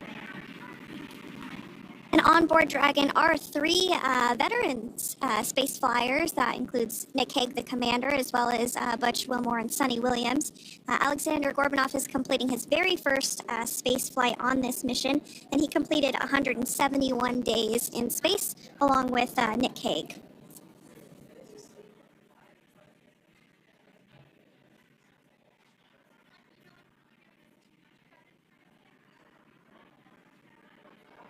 For those of you that have just recently joined us, well, I would encourage you to hit that rewind button and go back a few minutes. It was a beautiful splashdown of Dragon Freedom with the Crew 9 cohort on board.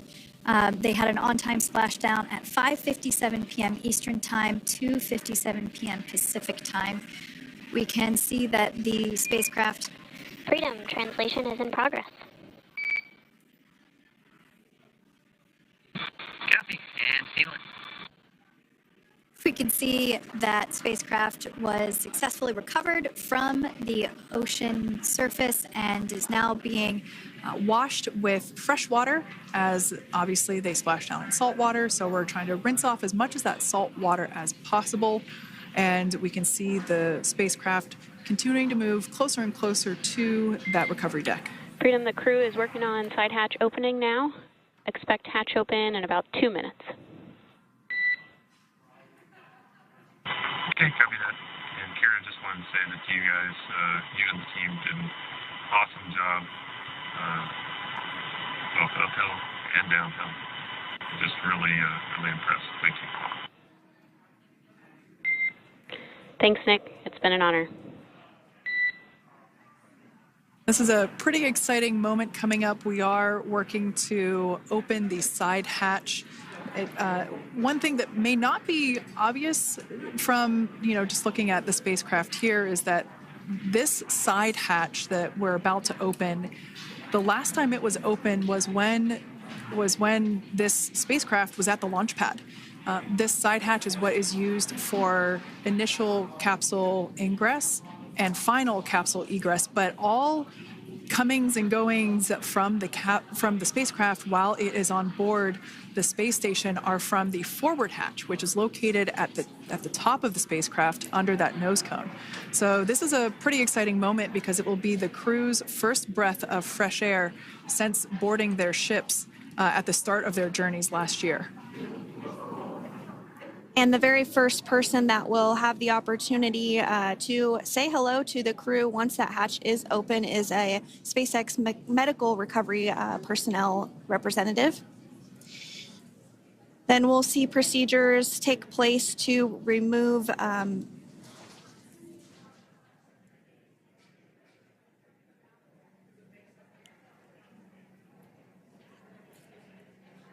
the footrests of Dragon. That will just help the recovery personnel get a little bit more room to access the crew and help get them out of the spacecraft. Yeah, you're absolutely right. Safety is, once again, top priority here, and removing those footrests from all 4 seats will be helpful as a SpaceX recovery team member will actually go into the capsule into Dragon Freedom to help the crew members unbuckle and stand up, and essentially we'll also see a fun little slide be put in place to help the crew members exit the spacecraft safely. So yeah, we're going to remove all 4 of those footrests to basically give a little bit more working room inside the spacecraft. That's right. And we did hear the go for that hatch opening, so we're just a couple minutes away from being able to see that. And then we might be able to get the chance to see a couple of views inside of the Dragon and see the crew following their splashdown. Now, opening that side hatch isn't quite like opening the door to your car. We have to depress the seal around the side hatch, as well as, we'll now see them open that side hatch up.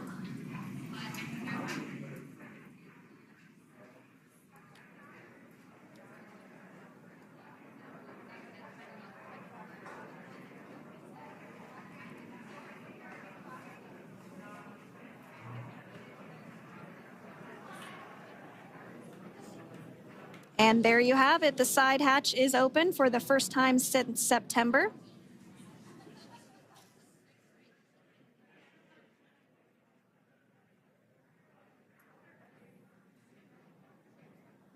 We can see some of the protective equipment there that was brought into frame that will help protect the edge of the side hatch, one from any potential damage. Oh, we can see the recovery crew member there taking photos of the side hatch seal. This is part of the standard operation for recovery.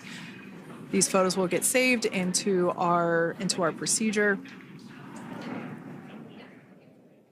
We'll then install that protective frame around the side hatch. This helps to ensure that the side hatch itself, the edges of it, incur no damage while crew members are coming out from the spacecraft.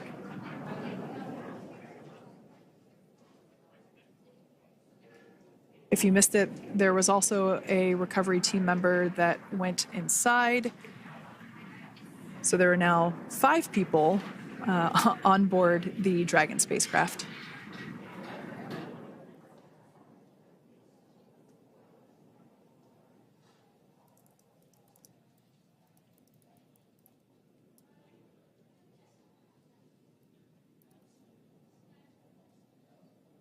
And if you are just joining us, it has not yet even been an hour since Crew 9 splashed down. off the coast of Tallahassee, Florida at 2:57 p.m. Pacific time. The crew is now on board the recovery vessel Megan, and the hatch is open. The next major milestone that we'll see is when the crew will actually egress or exit the spacecraft. But before that, they'll continue to, the recovery personnel rather, will continue to install that protective area around the hatch and then remove the footrests. So we're a couple minutes away from seeing the crew egress, but not too long away.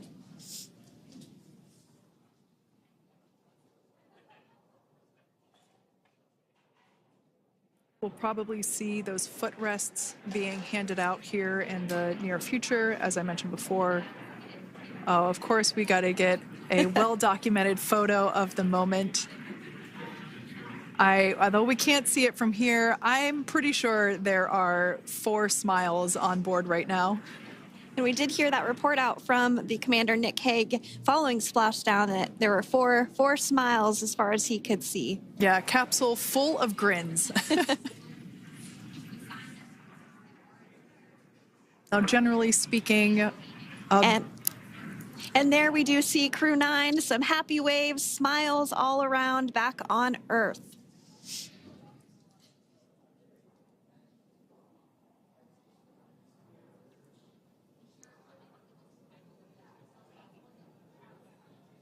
Generally speaking, we have the individuals in the 2 center seats of the spacecraft exit first. You might hear us refer to this as the exit process as egress. It's just another term for exiting the spacecraft. Generally speaking, we most of the time have the 2 center seats egress first, as it makes moving around inside the capsule a little bit easier.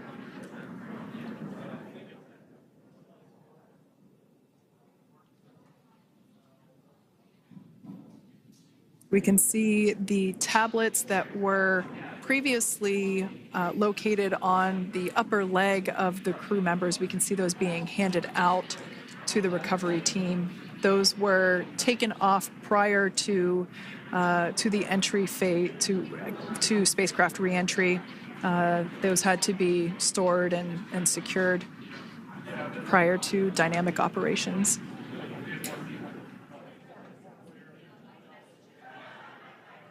It looks like we are starting to see the footrests also be removed. I just saw one there on the screen. There are 4, of course, 1 for each crew member.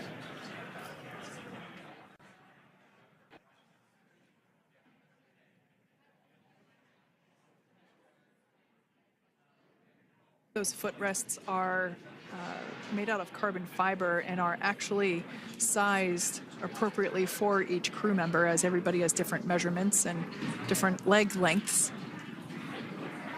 Same goes for the armrests and the bucket length of each seat. We size those appropriately for the crew members and to ensure their comfort and safety. I believe we just saw the little ramp that is used to help slide the crew members out from inside the spacecraft. And once the crew does exit Dragon Freedom, they will be placed on to a stretcher to go to a medical bay for medical checkouts. This is standard procedure for all Dragon spacecraft flights that splash down crewed, as well as for our Soyuz spacecraft that land in Kazakhstan.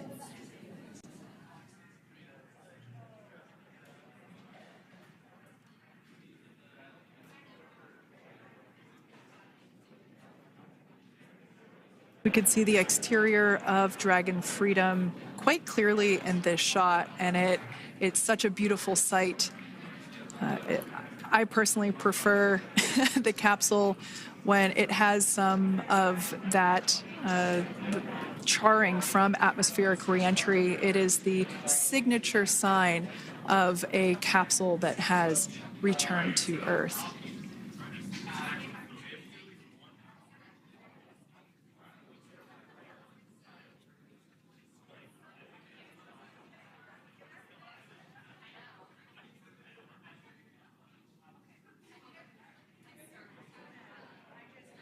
Continuing to stand by for our first crew member to egress or exit Crew Dragon Freedom following their splashdown at 2:57 p.m. Pacific time.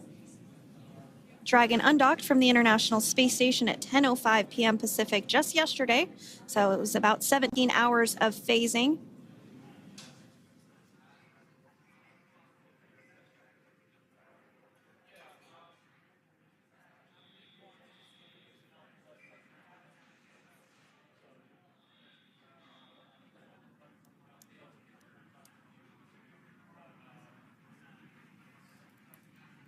And while on board the International Space Station, Crew 9 contributed to 900 hours of science, over 150 research experiments and investigations, making great use of the microgravity lab of the International Space Station, which celebrates 25 years of continuous human presence this November.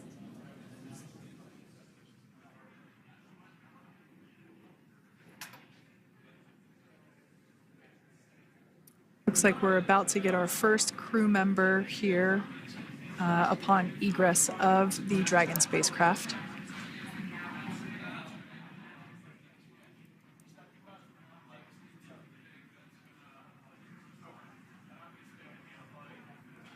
So we are standing by for that egress.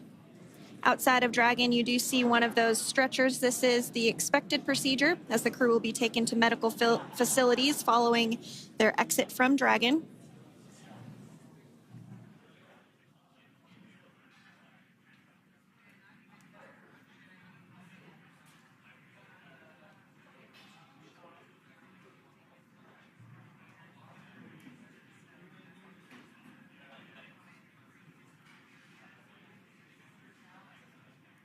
We can see folks on board clapping as our first crew member. And that is NASA astronaut Nick Hague, commander of Crew 9, now out of Crew Dragon Freedom.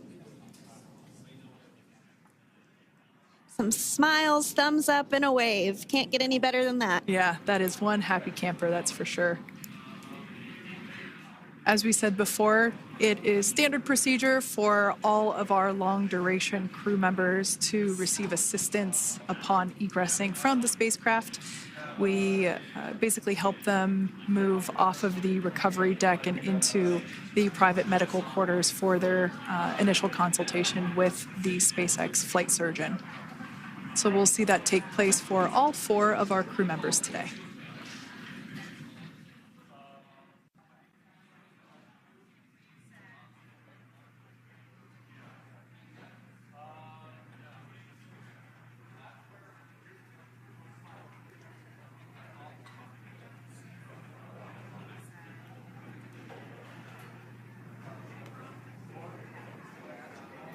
And we are standing by for the next crew member to exit Freedom.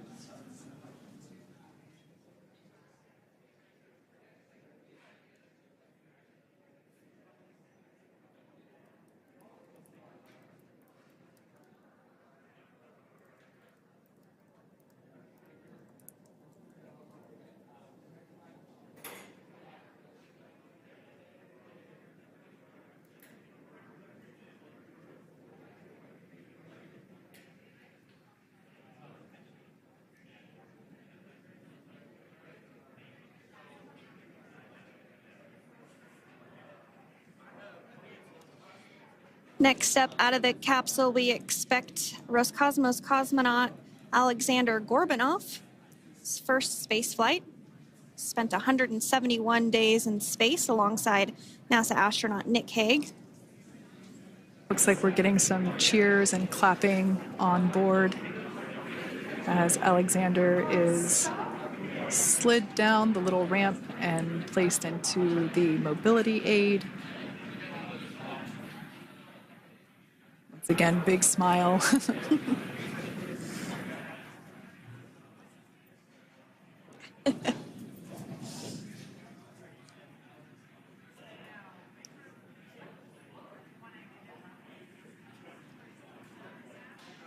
Now, the 2 crew members remaining in Dragon are NASA astronauts Suni Williams and Butch Wilmore. They completed 286 days in space. One of the remaining footrests being removed from the Dragon spacecraft.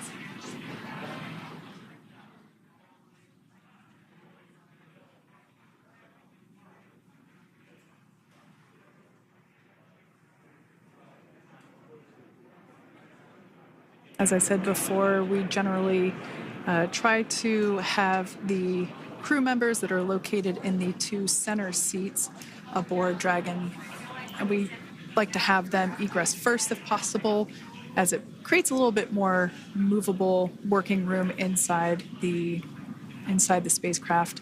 There is a recovery crew member inside that is helping all of our Crew 9 crew egress or exit from the spacecraft.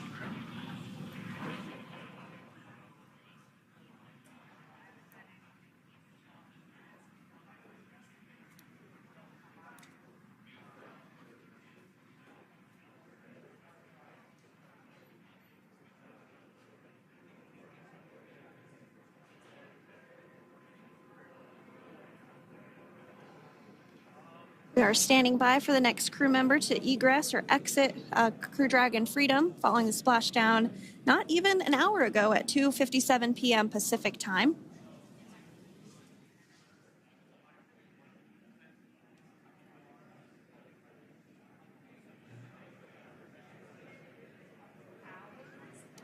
Really have the recovery operations down pretty quick at this point. Yeah, it's pretty incredible to think that, just 5 years ago when we were doing the initial demonstration missions of the Dragon for Crew Dragon, that now we're under about 30 minutes for, to retrieve the spacecraft from the water, and just several minutes here while it's been on board, and to get everyone, really to get that side hatch open.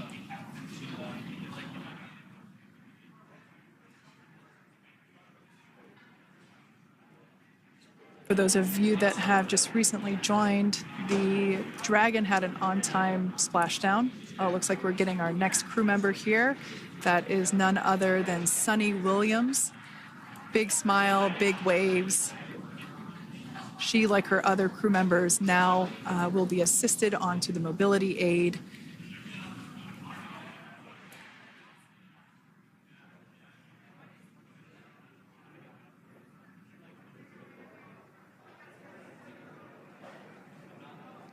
There we have it, some waves, some thumbs up, and some smiles.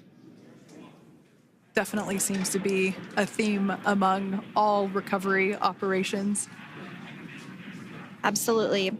And of course, that leaves NASA astronaut Butch Wilmore inside Dragon in seat 4.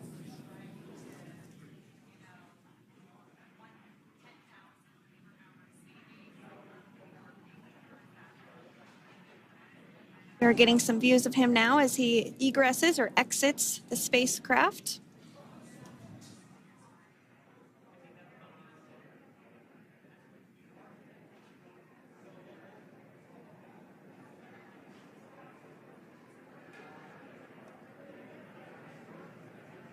Once again, some elation and cheers there from Butch Wilmore. As we mentioned before, returning to Earth coming from a microgravity environment can wreak havoc on the body. So it is customary and just standard procedure for all of our long-term space residents to get assistance once they are back on board the recovery vessel.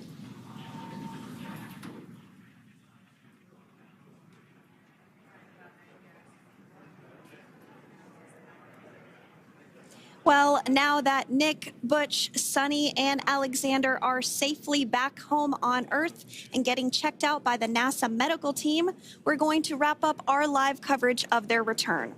The Crew 9 mission began a little differently than usual since Butch Wilmore and Suni Williams were already aboard the space station when Nick Hague and Aleksandr Gorbunov arrived on the Crew 9 spacecraft in September.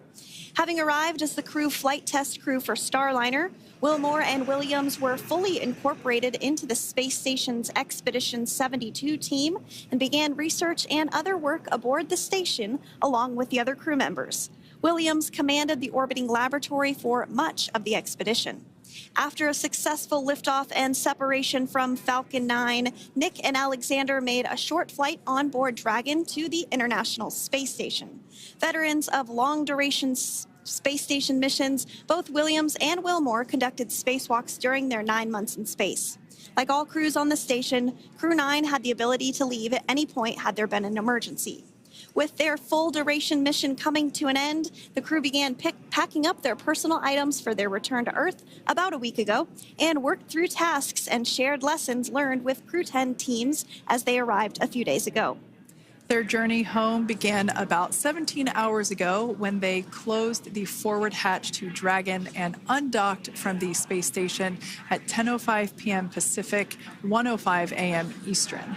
After 4 successful departure burns and a phasing burn to line up their orbit, Nick, Butch, Suni, and Aleksandr rested for a few hours before waking up to prepare for re-entry this morning.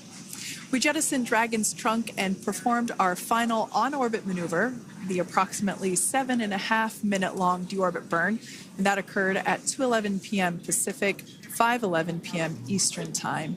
And that sent Dragon on its path home. The spacecraft re-entered the Earth's atmosphere and slowed its descent with successful deployments of 2 drogue parachutes and 4 main parachutes, with the final splashdown occurring off the coast of Tallahassee, Florida at 2:57 p.m. Pacific, 5:57 p.m. Eastern. Following that successful splashdown, we saw SpaceX recovery experts move in and prepare Dragon Freedom for its lift onto the recovery vessel. And just a little Less than an hour following splashdown, we saw Nick, Suni, Butch, and Aleksandr make their way out of Dragon and into the recovery ship's medical facilities, safe and sound. Next up, they'll catch a helicopter flight back to shore, where they'll transfer to aircraft that will take them home. The astronauts will take a NASA plane for the short flight back to Houston, where they'll be reunited with family and friends to bring an end to this mission. It's been an honor and a privilege to share their journey with all of you as we continue this new era in human spaceflight. Return today marks the end of the direct handover we executed after successfully launching the Crew 10 mission to the space station just last week on Friday, March 14th. Thank you, as always, for joining us for tonight's coverage of the splashdown of Crew 9. Remember to follow SpaceX on X and NASA online.